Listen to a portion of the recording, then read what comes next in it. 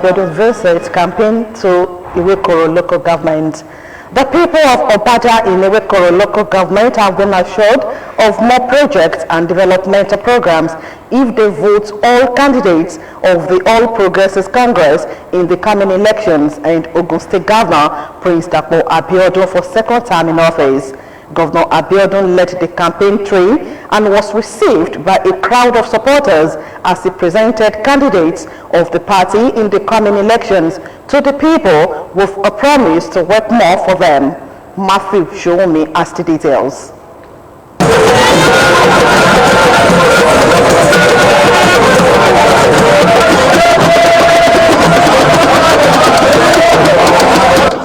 Having felt the impact of the administration in the last 4 years, political class, community leaders, and people of communities and areas in Obada gathered to receive the Ogun State Governor Prince Abeokuta at his campaign for his second term in office and for the All Progressives Congress in Iwekoro local government. We see how much they honor the governor, and of course, they have to honor the governor because of what he has done in the Iwekoro local government. As the central chairman comes from Iwekoro, so I'm very, very glad. That because we have witnessed some infrastructural development in this local government that we have never witnessed before, is going to be APC all the way. We are going to have about 80% and above of the votes. You are aware of the Ishaya agenda of His Excellency, of which social infrastructure, job creation, youth empowerment, etc., a key part of His Excellency's agenda, and we're here to commission some projects as well, as you are aware, and we're just here to say thank you to Mr. Governor. The general developments and various projects spread across the community, according to the people, have earned the governor and all the candidates of APC the support of the people. So we are merely going around to felicitate with our people. The performance indicators are there. My message to them is that they should all come out and vote and cast their votes for APC. The governor has really taken care of Ogun Central in terms of infrastructure amenities, and it is very, very important for us to reciprocate that gesture. It was also an opportunity to demonstrate the acceptance of the administration and the popularity of the party in the area as the governor arrived to a rousing welcome from the people.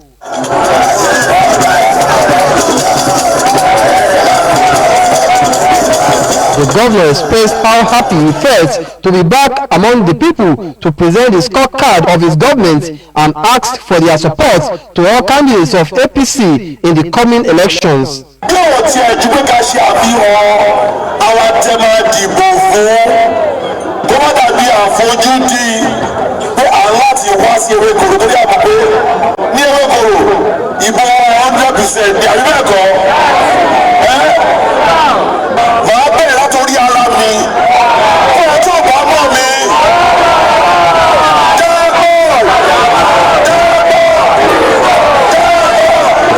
Candidates of the party in the coming elections were also presented to the people at the rally. Matthew Shomi, OGTV News.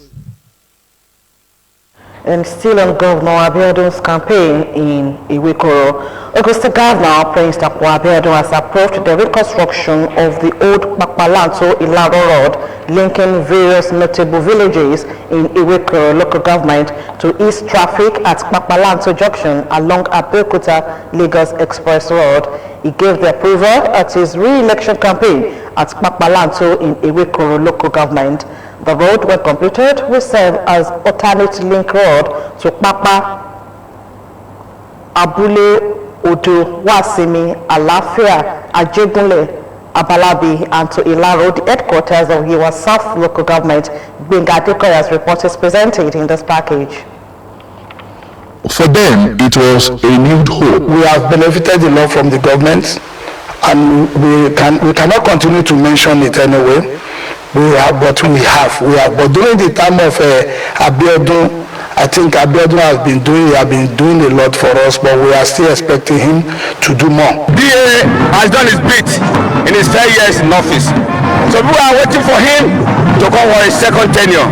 And that is why we have seen people here. A different shade of people are here today to to give him the pass mark. The campaign train of the re-election bid of Governor Abeokuta at the open field of Papalanto High School in Papa, where the governor was received with a rousing welcome.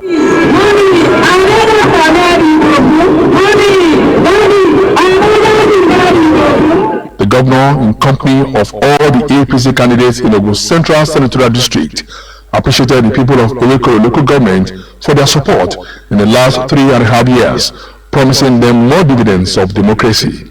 The governor said his administration remains committed to bringing succor to people at the grassroots, urging them to vote all APC candidates for further development.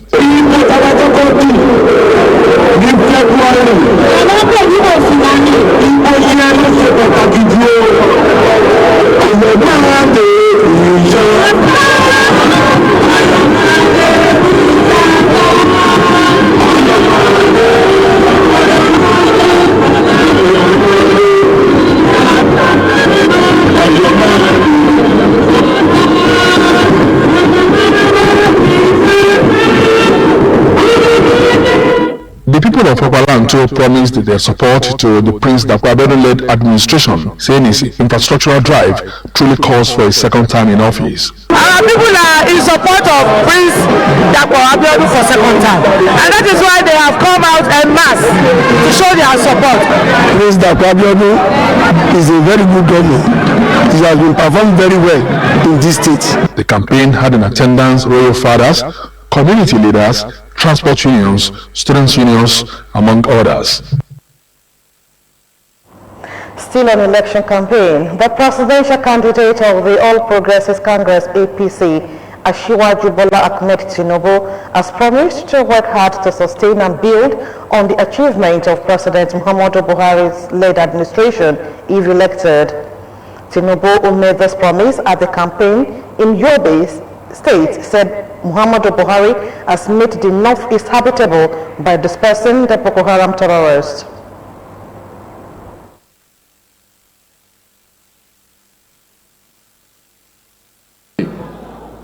Our mothers became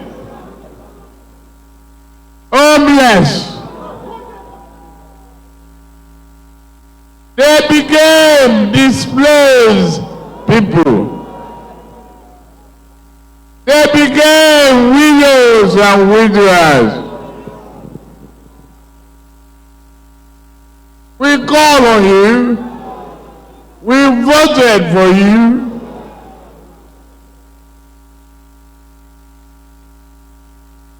And we are happy that you are able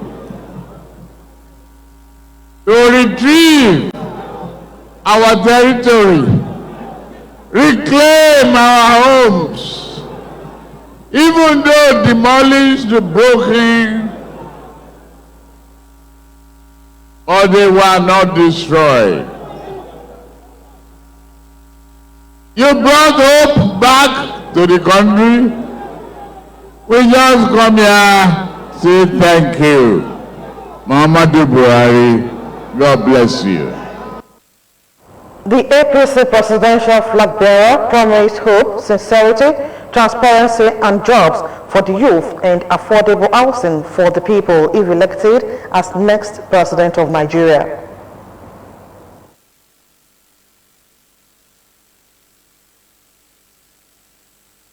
We are going to give you all good job you can depend on. Agriculture will come back. Hunger will go away. We turn Yobe, Borno, Northeast to agro-ally processing centers. The second time in 2 days, President Muhammadu Buhari joined the campaign train of the presidential candidate of the All Progressives Congress in Damaturu, the Yobe state capital. The president was at the rally with the Senate President Ahmad Lawan, Yobe State Governor Mai Malabuni, Tinubu's running mate Kashim Shettima, and APC National Chairman Abdullahi Adamu, among others. And still on the forthcoming elections, the Minister of Information and Culture, Lai Mohammed, on Tuesday said the 2023 elections will be held as planned. Mohammed said this in Abuja at the 17th edition of the President Muhammadu Buhari Scorecard Series from 2015 to 2023. The minister's assurance came in the wake of killings allegedly perpetrated by the Eastern Security Network, the militant arm of the outlawed indigenous people welfare and banditry in Northwest. According to the Independent National Electoral Commission, over 41 attacks have been carried out against its offices across 14 states since the 2019 general elections, with the Southeast recording 13 attacks. The attacks, which started in Abia on May 9, 2021, spread to Enugu and Ebonyi with 3 incidents each, Imo with 2 attacks, Anambra and Abia with 1 each, and in Bayelsa and Akwa Ibom states. Also, INEC on Monday raised the alarm over the rising security situation across the country and its impact on the 2023 general elections. And still to come in the news, updates on Ibu Eben train station abduction. Still watching OGTV main news. This is the second segment of the news. As students across the state resumed for the 2022-2023 second term academic session, the Commissioner for Education, Science and Technology, Professor Abayomi Arigbabu, has expressed his delight at the level of preparedness displayed in the schools.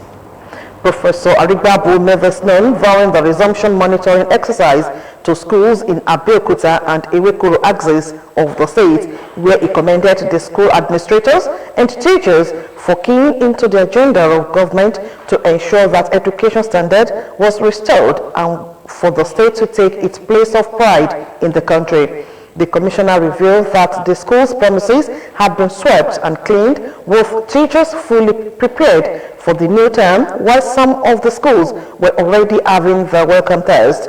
He encouraged continued support from the administrators in order to make education in the state a pride of all.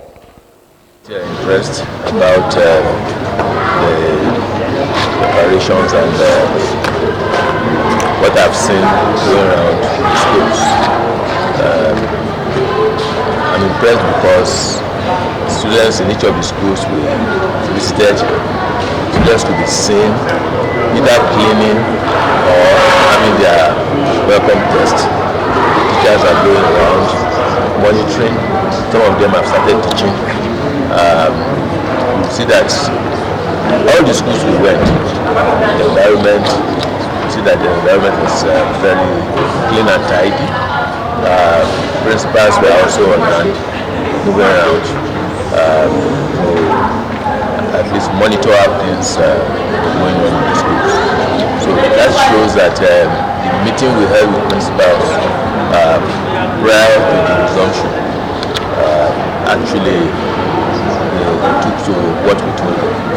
So, in the remarks, the principals of Adeoye Lambo Memorial High School, Mrs. Oketeyi Oluyombo, and Akin Ogunpola State Model College, Akinale, Mrs. Mojisola Adenawo, said preparations to ensure a hitch-free academic term have been put in place, with a call on government to continue to support them with necessary assistance for optimal discharge of their duties. Schools visited were Abeokuta Grammar School, Baptist Girls College, Idiaba, Adeoye Lambo Memorial High School, Obadaoko, Akin Ogunpola Model College, Akinale, Methodist High School, Arigbajo.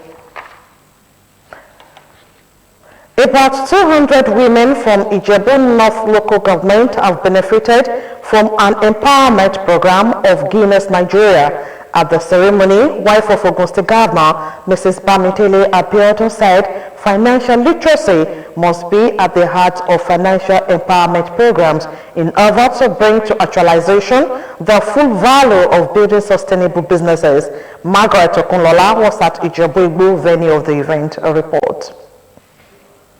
It's no gainsaying that when women are empowered economically in any society, development is accelerated.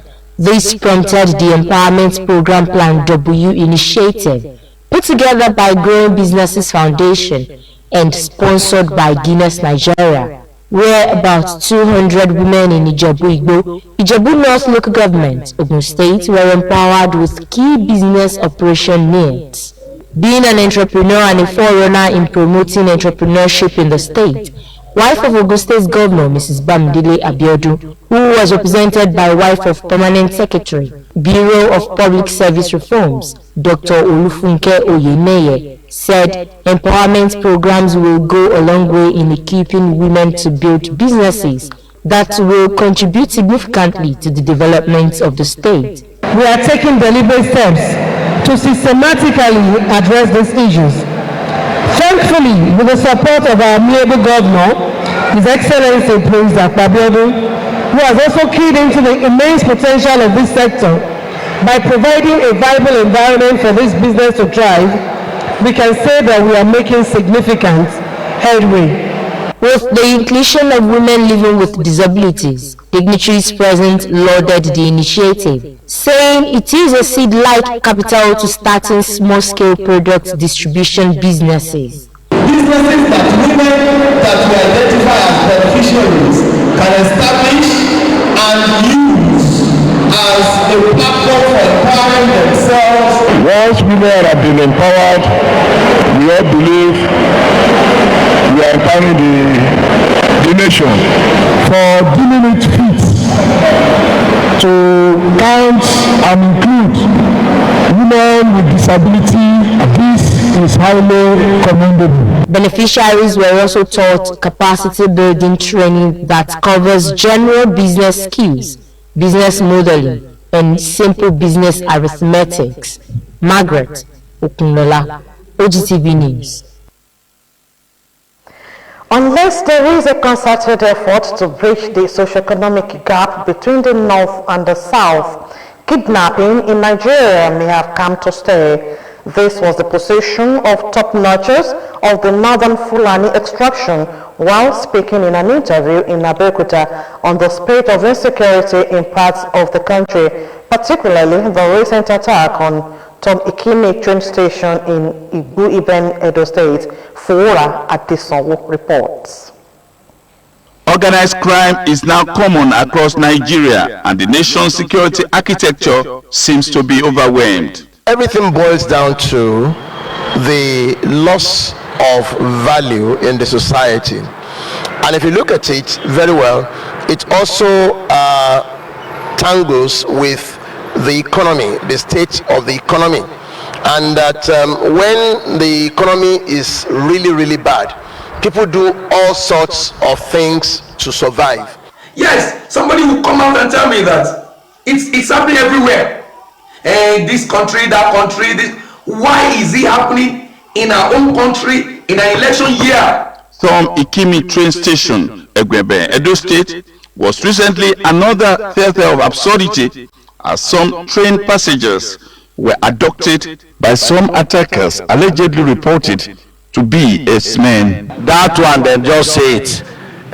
This security they never confine it. I did they don't know say this is not Fulani. There's something they go do, they go say na Fulani. After they do investigation, they go see it's not Fulani.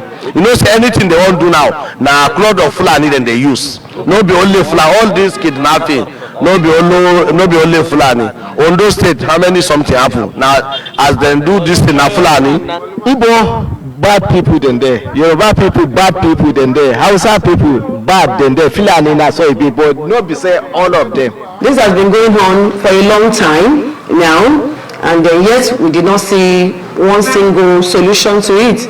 This again happened at a period the memories of the Abuja-Kaduna train attack and kidnap is yet to finally fade off. With the attack on the Tom Ikimi train station, Nigerians say nowhere is now safe, hence the need to join forces with the security agencies to prevent such dastardly acts from spreading further.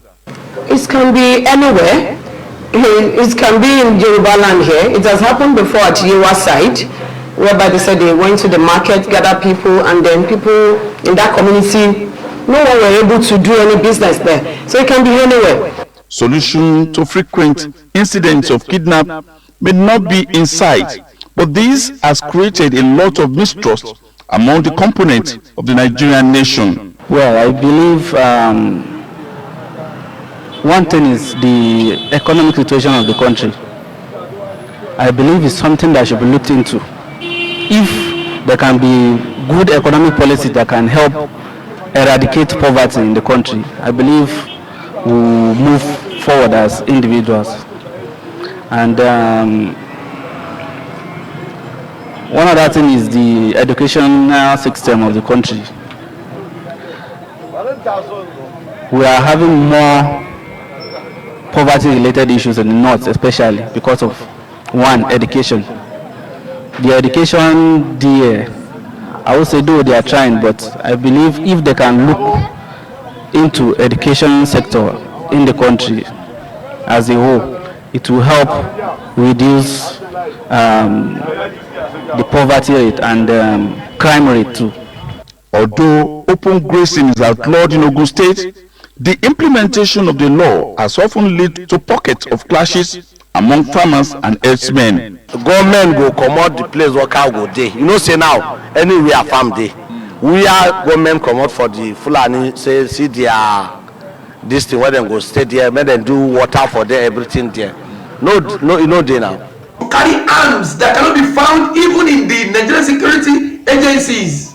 Hence, I don't know if it cannot be secured in an election year.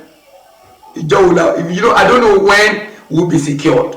In Nigeria, we don't value lives anymore. You see killing here and there. You see people being kidnapped. It's not good. We should put ourselves in those people's shoes. That if it happens to be that you are the one that is kidnapped, or your parents, or your children, or your brother, or your sister, how do you feel? Or you see your brother that is not sick, someone just killed him just like that. You will not feel good. So our government should be more proactive than reacting.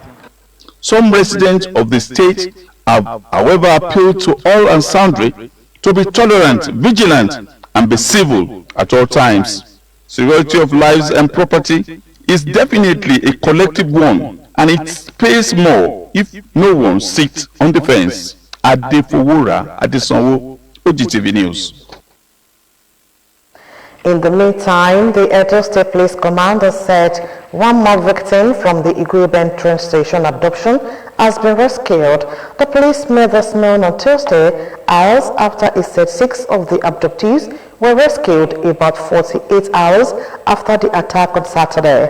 Over 30 intending passengers were kidnapped on Saturday afternoon when gunmen attacked a train station in Igweben in Edo. Saturday's attack occurred months after terrorists attacked a moving train in Kaduna State on March 28, 2022. Scores of passengers were kidnapped and others killed in the dastardly attack that attracted national and international outrage. Away from that now, the federal government has appealed for further understanding and support of road users as work resumed on the Lagos-Ibadan Expressway reconstruction and rehabilitation project. The Federal Controller of Works in Lagos State, Umar Bakare, made the appeal while monitoring resumed work and laying of crash barriers along construction zones between Opik and Baga on the Lagos-bound lane. Recall that work was suspended on the axis days back in anticipation of the return of many holiday makers who would make use of the highway on their way back to their destinations. Their return was expected to increase traffic on the axis, hence the decision to remove barriers at the zone and suspend reconstruction work to ease traffic. The Nigeria Immigration Service has dismissed 4 personnel, demoted 14 others, and punished 18 more over corruption charges. The NIS spokesperson, DCI Tony Agunene, disclosed this in a statement on Tuesday in Abuja. He said the discipline was part of the effort of the service to fight against corruption, adding that the said personnel face the orderly room trial committee of the NIS. He said as part of the effort to reach the service of bad eggs and in furtherance of the federal government fight against corruption, the Nigeria Immigration Service has dismissed 4 personnel and demoted 14 for various offences for which they appeared before the orderly room trial committee of the service. President Muhammadu Buhari has approved the reconstruction of the governing councils of the Nigerian Institute of Social and Economic Research and the Center for Management Development. The approval was announced in a statement by the Director of Information, Federal Ministry of Budget and National Planning, Folashade Boriowu. The statement noted that the announcement was in preparation for the unveiling of both governing councils by the Minister of State for Budget and National Planning, Clem Alda, at a date to be announced in due course. Membership of the Council of NISA includes Dr. Emmanuel O. Imafidon, Chairman, Dr. Awuwa V. Ibrahim, Professor Banji Oyelaran Oyeyinka, Sabiu Zakari, Kali Ghazali, Professor Benedict N. Akanego, and Felicia I. Onebon, members. The federal government has said it is relying on donor partners to pay its contribution of $4 million for the annual purchase of contraceptives through a basket fund with external donors. The Minister of Health, Dr. Osage Ehanere, disclosed this in Abuja during the ministerial bi-weekly meeting on the update of COVID-19 response and development in the country's health sector. Nigeria, with UNFPA, the United Nations Sexual and Reproductive Health Agency, and others committed to sharing the cost of contraceptives as of 2023. In line with Nigeria's Family Planning 2020 commitment, the federal government should contribute $4 million annually to purchase contraceptives through a basket fund with external donors. However, Nigeria has not committed to this sum since 2018, and contributions from the UNFPA and other donors account for the bulk of funds utilized to procure family planning commodities in the country. The need to increase domestic financing, however, became paramount to ensure sustainable financing for family planning commodities and service provision to reduce the severe donor dependency, especially in the face of dwindling foreign aid. Business news is next after this time out with Senate Abaro Dongwewe.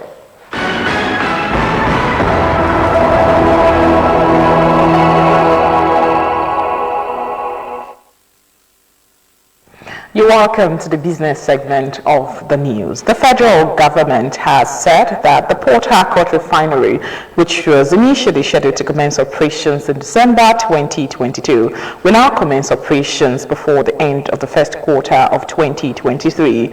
The group managing director of the Nigerian National Petroleum Company Limited, Mele Kyari, disclosed this in Abuja during the President Muhammadu Buhari's scorecard series organized by the Federal Ministry of Information. Given reasons for the delay, Kyari said the promise was to start the fuel plant, which is the 60,000 barrels per day component of this activity, by the last quarter of 2022, but could not be done. Meanwhile, the Minister of State for Petroleum Resources, Chief Timipre Silva, has disclosed that the Nigerian National Petroleum Company Limited is selling premium bottled spirit, popularly called petrol, at a loss because of the mandate from the federal government as regards PMS subsidy. Silva's remarks came as oil marketers stated that the supply hitches in the downstream oil sector that often leads to fuel scarcity might persist till June, based on the government's plan to end petrol subsidy in that month. The Petroleum Minister said this in Abuja at the resumption of the scorecard series of the President Muhammadu Buhari. Last week, the Minister of Finance, Budget and National Planning, Zainab Ahmed, said the federal government had budgeted about 3.6 trillion naira for fuel subsidy till June 2023. The Central Bank of Nigeria will be monitoring commercial banks to ensure that they comply with the directive of loading the redesigned Naira note in the automated teller machines. The CBN Director, Currency Operations, Ahmed Umar, made this known in Abuja at a training session for state directors of the National Orientation Agency. Umar said that the CBN's directive was to implement the January 31 deadline withdrawal of old Naira note in circulation. According to him, in many countries of the world, it takes few years to change a currency note design.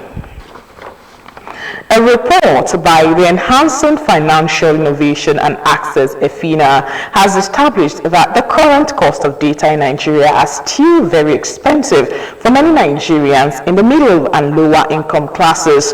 In the report titled Leveraging Technology for MSME Financing in Nigeria, EFINA said the high cost of data is preventing many SMEs in Nigeria from using the internet to promote their businesses and constitute one of the major obstacles inhibiting the growth of small businesses in Nigeria. The report, which identified various challenges facing MSMEs in the country, also noted that the Nigerian economy has about 39.7 million MSMEs, but the sector has not been able to deliver on its potential due to several critical challenges.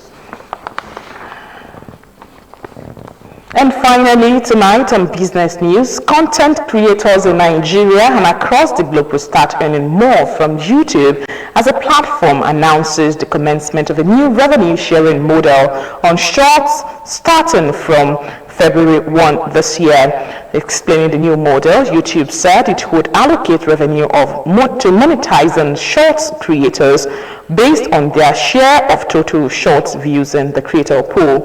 If a creator got 5% eligible views out of all shorts uploaded by monetizing creators, they will then be allocated 5% of the revenue in the creator pool. Creators will keep 45% and their allocated shorts revenue.